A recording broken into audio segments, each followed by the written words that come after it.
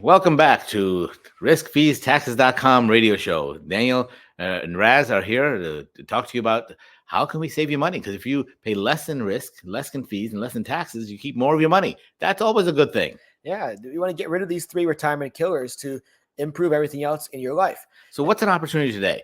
So right now, today, there's a great opportunity to refinance. Not refinance your mortgage. Refinancing mortgage may not be a good idea because you might be at a 3% and the new rates are 5 or 6 or 7%. So refinance your retirement. How can you refinance your retirement? When interest rates are low, we all heard that, right? Refinance your house because rates are low and you can exchange a higher interest rate mortgage for a lower interest rate mortgage. But when rates are high, and they are still high. I know they've been going down, but they're still high relative to what they were a few years ago. So you want to exchange your low interest rate investments for higher interest rate investments. Exactly. So if you have a CD or a money market account or a bond or a annuity, and you might have already done some of that and have really good rates right now, but as rates start going down, there's going to be limited opportunities going forward. So lock them in. How do you lock them in? Well, you can lock in a bank or an insurance company for a much longer rate. For a much longer time, and we run into this. I ran across this just the other day. I had somebody.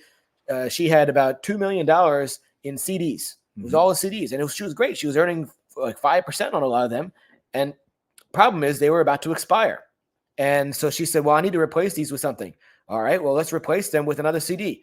Another CD is now paying 4% instead of 5%, or whatever it was at the time, and so she has that. It's still pretty good. But the problem is it's only going to be for another year or so. And what do we think is going to happen over the next year or 2 years or 3 years? Interest rates are probably going to continue to decrease. And so because of that, you're not going to get the same rate in the near future. So a lot of people are hesitant or they're afraid of getting a longer term interest rate. But it's locking the institution in. There's always ways that you could get out if you need to, but they have to provide that interest for a long period of time. One of the best ways is with some kind of annuity. It could be a growth annuity where you're not taking a pension, you're just getting some kind of income. And that's similar to a CD, but may pay a much higher interest rate. And so you have the opportunity right now to lock an insurance company in for a very long term. That's not indefinite. I mean, that's not like Social Security, but you can lock in for 10 years. And 10 years is kind of the sweet spot where an insurance company can lock in. If you already have an annuity you bought 3 or 4 years ago, now would be a great time to refinance. You have to take a look at it and make sure and see what kind of surrender charges you have and things like that. But you may be able to offset the surrender charges with a great rate that will recover very quickly and lock the insurance company for a long period of time. If you have a 7, 8, or 9 or 10-year annuity, then you definitely should be refinancing. Thinking about it. Don't let it sit and ride. Don't ignore the situation. You have a great opportunity right now. Yeah, and as before rates drop anymore, you see what you can do and refinance your retirement. And there's a lot of good tools that we have. I mean, there's several hundred different options available depending on the client. So let's talk about the mechanics a little bit. Yeah. Well, go to our website, riskfeestaxes.com, make an appointment. We can evaluate your annuity. We have some great software and tools. We have access to over 2,600 different annuities, that have already been issued and that are available now. So we can compare what you have with what's available. So we're not trying to sell one specific type of annuity. We want to actually analyze and show you what options you have. And we get the question a lot when we say to people, well, why don't you think about this annuity? It's going to give you a much higher return, most likely, than a CD over time, and it has no chance of loss. So people say, well, that's too good to be true. How could that be? How does it work? How does the insurance company make money? How do you make money? And how is there any left for me to make money on this product? So let's talk about how that works. Yeah, let's talk about the mechanics. Take the annuity apart and figure out what makes it tick. Yeah, it's not rocket science. The insurance company will take your premium, your deposit. So let's say you have $1 million you're going to put into this account. They're going to take this $1 million and they'll invest it in long-term investments, usually some kind of high-grade corporate bonds, but some other types of alternative investments as well. Is that really any different from a bank? Not really. Not particularly. Because the banks do the same thing. They'll take your deposit, put it in a CD, and they're going to promise you a certain amount of interest rate. Yep. But that's not what they're making on it. If they're going to give you 5% interest on a CD for a year, they're making a lot more than that. Exactly. And the banks are lending out to consumers. And so that is higher risk. That's why we often say that insurance companies, we believe, are safer than banks, because insurance companies are generally not doing the consumer lending there. But the bank, and that kind of is a great answer to the question we also get is, how are there no fees being charged? There's got to be a fee somehow. Right. Well, what is the fee on your CD? on your certificate of deposit? What is your fee on your savings account? There's no fee on those accounts. Well, how do they make money? Well, arbitrage. They're earning more than they're paying you, right? Yeah. So same thing with an insurance company. When you put your money in, say you put this $1 million into the growth annuity, they invest in long-term corporate bonds or whatever. And let's just make things simple. Let's say they earn 7% as their long-term rate. All right, great. So now they earn their 7%. They're going to take some money out for commissions, some money out for operating costs, some money out for their own profits. And let's say they have 4% left now. So now that 4%, that's what they give you. So you have a fixed rate of 4%. Again, this is an example. The rates change daily. So, we're not using this as a promise of saying specific rates, but this is just how it works. So let's just say they have 4% they're giving you. You have a choice. If you get a fixed only annuity, you get that 4%. That's what you get every year.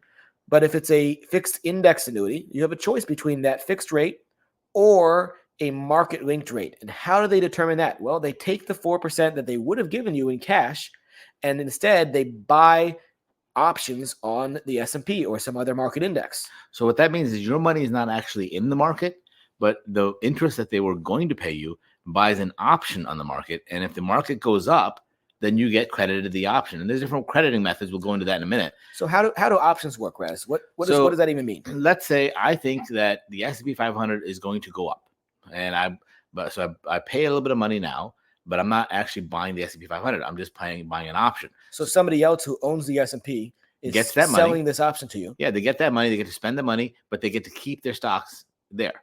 And then a year from now, if the stock market has gone up substantially, then I can exercise that option and get the benefit.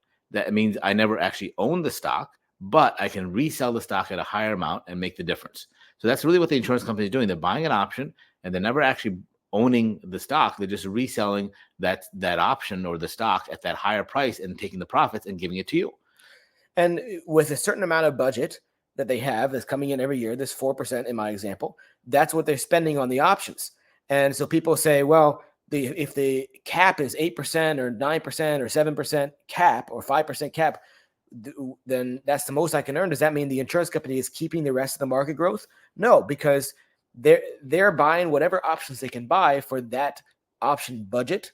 And sometimes you can't buy the whole market for that budget. Yeah, it's sort of like if you're going to the gas station, you only have $50 bill. I mean, depends on what the gas prices are. You could maybe fill up your car, or maybe you only get 3/4 of the tank full. It depends on the gas prices. You still have the same $50. You're still spending the same money. And that's the insurance company. They have the same money to spend. It just depends on what the costs are. And that's why, and that's the major reason why you sometimes see the rates and caps fluctuate each year, even on existing annuities. So if you had an annuity that from 3 or 4 years ago, you may not be exactly the same cap as what it started with, but it's going to be pretty close. That is because the options budget is pretty much the same, but the amount that they can buy for that options budget changes each year. And that's what brings us back to what we started with. Now is a good time to look at annuities because interest rates are higher, so they have more money to spend on the option. You're locking them in for a long period of time. So the options budget that you're getting with this new annuity contract is going to be much bigger than it would have been from a contract from a few years ago. Yeah, just a few years ago, the cap may have been only 2.5% on the S&P 500. Well, that's pretty lousy now. But back then it was okay. And it might be 3 times as high or even more, depending on the time that you get it and which company you pick and all that. There are other strategies as well. Some of the more low volatility indexes, they don't have any caps on it. They have a participation. And participation works a little bit different than a cap. What that means is you're going to participate with that index. How much? You can be 50%. So that means if the index goes up by 10%, you get 50% of that. It's 5%. Or you could be participating at 150%. That means if it goes up by 10, you get 15%. So different low volatility indexes, and they are called ERCs or something like that. ER indexes. ER indexes. Those you have different crediting methods, and you got to really have somebody that understands the underlying methods of crediting to really give you good advice. Sometimes people say, hey, you can get 230% participation, but if they're only going to get 1%, that's only 2.3%. So you got to really understand how it's being credited, what's happening, and talking to somebody that really understands. And Daniel, as a lawyer, he loves to read the fine print. Exactly. So as a tax attorney, he loves to read the fine print.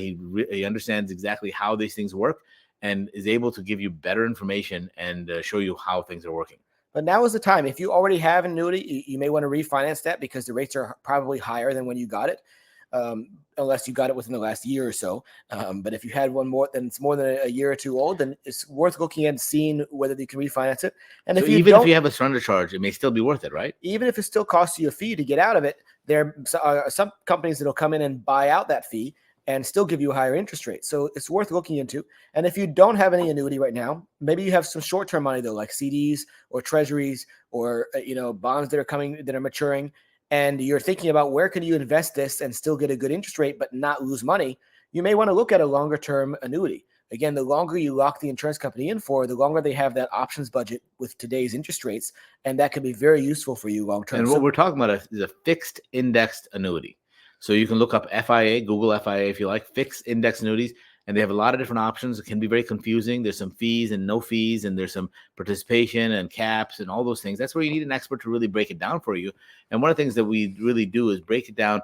And as you were saying, a company may pay the fees of the surrender charges in order to get you over. So that's called a bonus. So they may pay you a bonus to move to their account. Now, whenever they pay you a bonus, it's not for free, right? They're going to charge you somewhere place. So they may have lower caps or lower participation, but it still may be higher than it was with your current annuity. So if your current annuity only has a 2.5% cap, you may get a 20% bonus and have a 5% cap. Well, that's better, right? That's better than 2.5%. So we got to take a look at your specific annuity and your situation. And as a fiduciary, we're going to lay it out and see what's in your best interest. And there's lots of companies. We have access to all of them. And they all have to report to us. We have the software that we can really shop this around and make sure that we get the best options for you. So again, go to our website, riskfeestaxes.com, and schedule a free call. It doesn't cost anything to find out what you can access. And if you already have a existing account that you want us to analyze, we'll be happy to analyze that for you. So go to riskfeestaxes.com to make the appointment, and we'll look forward to seeing you there. And if you have heard all these things about how bad annuities are, how terrible they are, how many fees they are, then ask us those questions. Let's put it down. There's no reason to just accept what people have said. Let's look at the facts. You need to know why, right? Yeah. Why is it that it's good or bad? And we're fiduciaries, so we will explain to you the good and the bad of all these different options. So again, go to our website, riskfeestaxes.com.